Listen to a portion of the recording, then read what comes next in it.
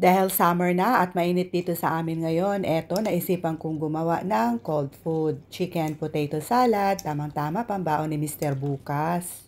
Napakadali lang po itong gawin. So paghalo-haluin lang po natin itong ating mga sangkap. Mayonnaise, naglagay din tayo ng condensed milk instead of sugar.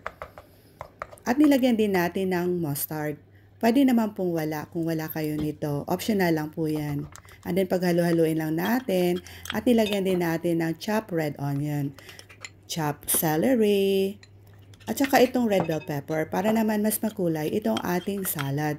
So nilagyan din natin ng chopped sweet pickles. And then carrot, paghalo-haluin lang po.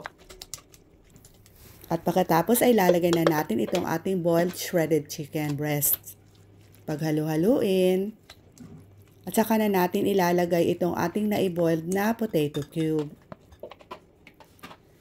At dahan-dahan lang po ang paghalo nito para hindi naman po madurog itong ating mga potatoes. At saka lalagyan na natin ng pineapple tidbits.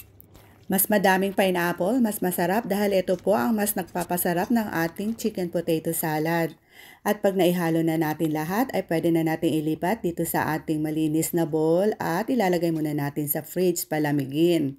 At eto na po ang ating chicken potato salad. Enjoy!